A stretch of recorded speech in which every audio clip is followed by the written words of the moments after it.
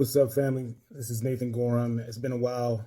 I've been working on some stuff, but a while ago I'd asked for just recommendations on questions that people want answers on.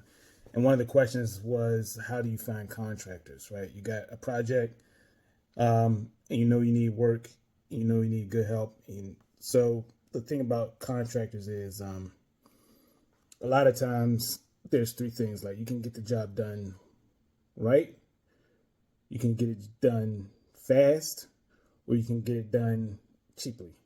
But you usually can't get all three of those. So if you get it done right and you get it done fast, it ain't going to be cheap. If you get it done fast and get it done cheap, it probably ain't going to be right. My sweet spot, quite honestly, is I like to get it done right and I like to get it done cheap, which means I usually,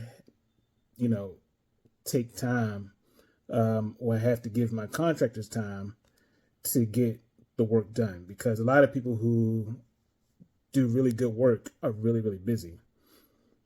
And if they are really, really busy, the only way to get them incentivized to work on your project is to pay them a lot of money, is to compensate them beyond well. So I don't like cheap any of my guys or shortcut them or anything like that. I pay them well, but I don't like overpay, because I need to capture that value into the actual project. So so that's one thing to remember, is you normally go for 2 out of 3, and I recommend doing it good and cheap. If you got a lot of money, you can do it good and fast, and just invest, in the capital to get it done. So it's a balance. You got to kind of work with those three points of leverage there. But then how do you find them, right? So if you're coming in brand new and you don't have really relationships, the biggest thing is talk to people who already are working and who are doing good work, and ask them who they use, if they would be willing to give you a referral. Okay. So if you see a project that's going up and the work looks good,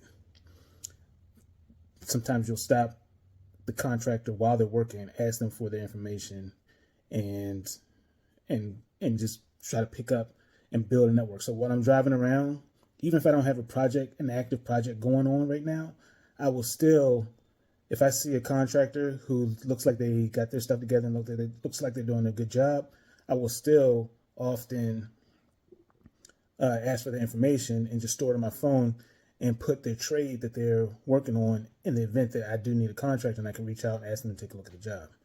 So that's the first thing, is like, always be looking for good contractors. And the way to do that is to leverage your network, to leverage other people's network. You can ask, friends who are in the business, who they recommend. I really wouldn't. Sometimes you can go into a project blind and try to solicit bids, like in a commercial job. On a commercial deal, we solicit bids, right?